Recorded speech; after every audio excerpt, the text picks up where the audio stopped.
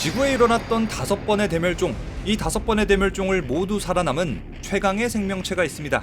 바로 곰벌레죠. 이 곰벌레는 지구 모든 생명들 중에서 단연 최강의 생존력을 지녔는데요. 이 때문에 곰벌레가 외계에서 온 거 아니냐는 일부 학자들의 의견도 있습니다. 이번 영상에선 이 곰벌레의 생존력에 대해서 알아볼 겁니다. 곰벌레는 정말 작습니다. 너무너무 작아서 육안으로는 보기가 힘들죠. 아무리 커봐야 0.5mm, 작은 것은 0.1mm, 머리카락보다 작은 것도 있죠.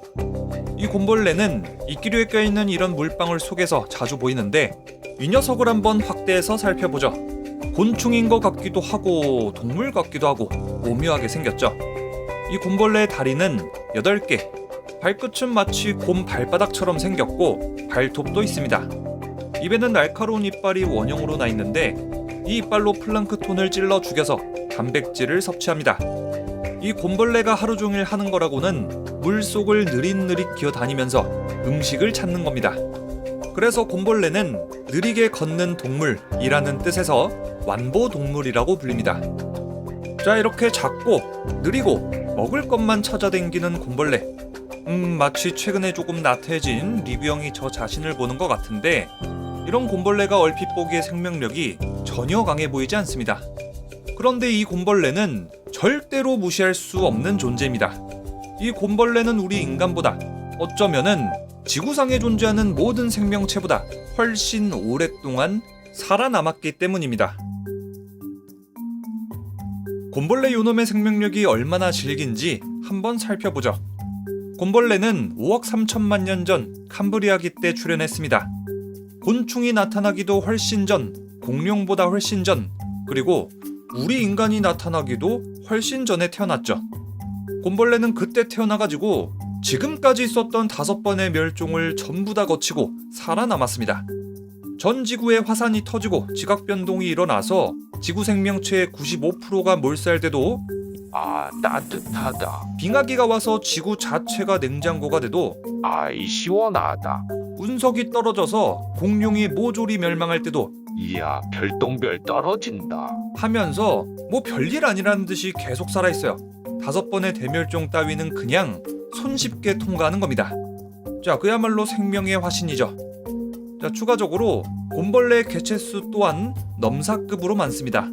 현재 세계 인구가 70억이라고 했을 때 곰벌레의 개체수는 최소한 70억에 10억 배는 거뜬히 넘습니다. 그러니까 외계인이 지구를 바라봤을 때 지구는 인간이 지배하는 게 아니라 곰벌레가 지배하는 행성이다 라고 생각해도 전혀 이상할 게 없다는 겁니다. 자, 곰벌레가 옛날부터 아주 오랫동안 살아남은 것도 살아남은 건데 단일 개체로서 물곰 형님의 수명도 정말 긴 편입니다. 곰벌레는 기본적으로 신진대사가 정말 느리기 때문에 온도도 적당하고 먹을 것만 풍족하면 150년 정도는 거뜬히 산다고 합니다.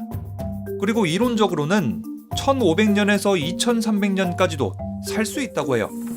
하지만 일반적인 경우에는 3개월에서 4개월, 최대는 2년 정도가 기대 수명입니다. 이 곰벌레가 지구 최강의 생명체인 이유는 도저히 살 수 없는 환경에서도 살아남기 때문입니다. 일단 기본적으로 곰벌레가 서식하는 장소는 물이 많은 곳인데 물만 있으면 이 곰벌레는 그 어떤 조건이라도 쉽게 찾아낼 수 있습니다. 연못, 호숫가, 강이나 바다에도 있죠. 야 그러면 육지에는 없냐? 육지에도 삽니다. 주로 습기가 많은 곳, 이끼 표면에서 아주 쉽게 찾을 수 있죠. 이제 극한의 환경으로 가보죠. 이곳은 용암이 들끓고 있는 화산 활동 지역입니다. 당연히 이곳에는 생명체라고는 찾아볼 수 없다고 생각되는데 이런 불지옥 같은 곳에서도 곰벌레 행님은 살아 있습니다. 펄펄 끓는 온천물 속에서도 곰벌레는 유유히 헤엄치고 있죠. 연구에 따르면은 물이 끓는 100도가 넘어도 살아남고 물이 끓는 온도를 한참 지난 151도 고열이 돼도 살아남는다고 합니다. 다음은 모든 것이 얼어붙어 버리는 남극입니다. 남극의 겨울은 영하 60도, 한여름에도 영하 20도. 설마 이런 환경에 곰벌레가 있겠어? 싶은데 남극에도 역시 곰벌레가 살아갑니다. 남극의 얼음층에는 소량의 물이 있고 이 물을 기반으로 곰벌레는 생존하는 거죠. 어우, 남극 물이 시원하다. 이 정도는 돼야 냉탕 클래스지. 과학자들은 남극에 있는 곰벌레를 잡아다가 실험실에 데려갑니다. 도대체 이놈의 곰벌레가 영하 몇 도까지 생존할 수 있을지 궁금했던 거죠. 그런데 곰벌레는 우주에서 가장 낮은 온도라고 알려진 절대 영도 영하 273도에 가까운 영하 272도까지 생존했습니다. 절대 영도에 가까워지면 기체의 부피는 거의 제로 상태가 되고 원자의 움직임도 거의 없어질 정도의 온도인데, 이런 말도 안 되는 환경에서까지 곰벌레는 신체를 유지하고 생존한다는 거죠. 2016년 일본 국립극지연구소에서 죽어있는 듯한 곰벌레가 발견됩니다. 이 곰벌레는 30년 넘게 영하 20도에서 냉동 보관되던 이끼에 붙어 있었습니다. 연구소 측은 생명활동이 정지된 상태의 곰벌레를 꺼내서 물을 주고 온도를 높여봤는데 놀라운 일이 일어났습니다. 곧장 곰벌레가 다시 깨어나서 활동하면서 산란까지 해낸 겁니다. 이 곰벌레는 19개의 알을 낳았고 이 중 15마리가 부활까지 했습니다. 그렇다면 산소가 부족한 지역은 어떨까? 이번에는 곰벌레를 산소가 희박한 고산지대에서 찾아봤습니다. 이번에도 역시나 우야호! 곰벌레는 지구에서 가장 높은 산 히말라야 5,500m 부근에서도 발견됩니다. 5,500m쯤 되면은 산소도 부족하고 기압도 낮아지고 온도도 굉장히 추워가지고 전문 등반인들도 엄청 힘들어하는 곳입니다. 그런데 곰벌레는 이야, 히말라야 경치 죽이네. 하면서 편안하게 사는 수준이죠. 자, 다음으로는 지구 물속 가장 깊은 곳 마리아나 해구로 가봅시다.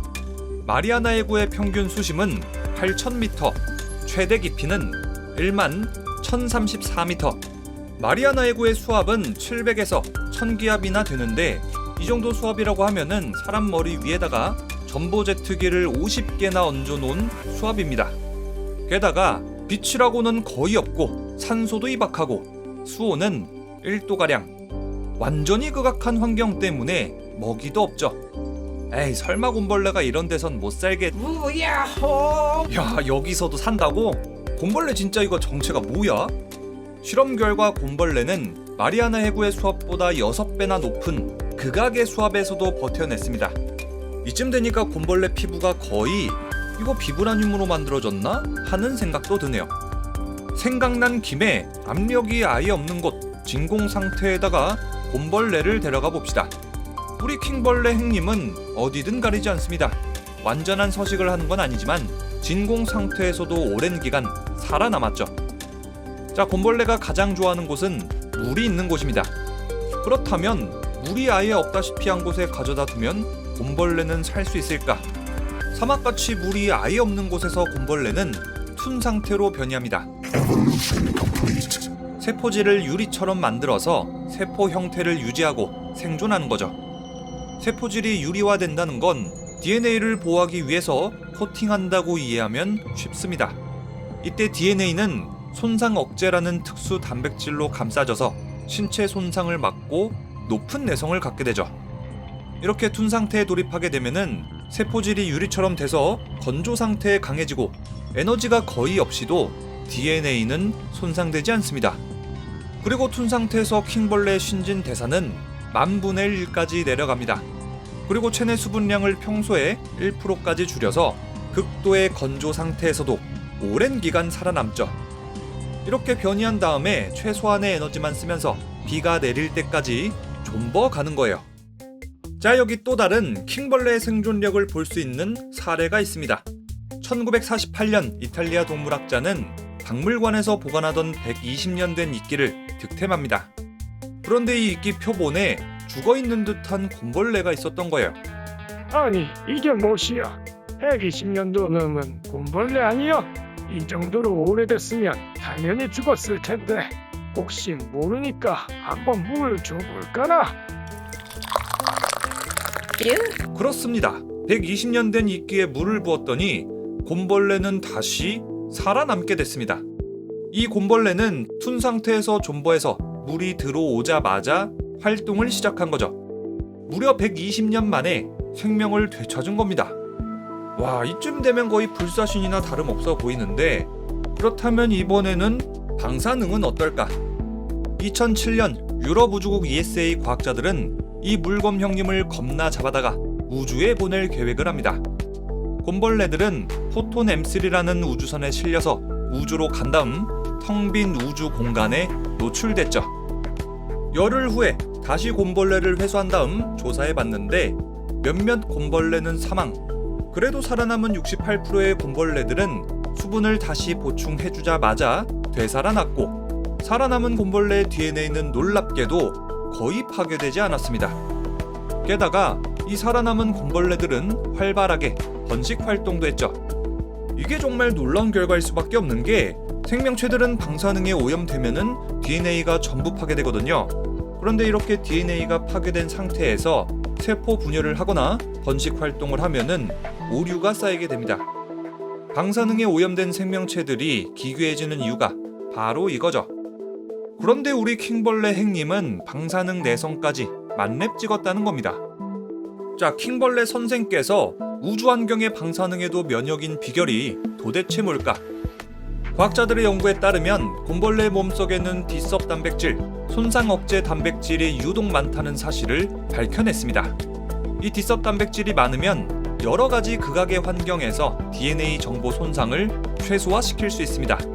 그리고 곰벌레의 염기 서열을 분석해본 결과 약 17.5%, 6,000개에 달하는 유전자가 박테리아와 식물, 곰팡이 등등 다른 생명체로부터 가로채왔다는 사실도 발견됐습니다.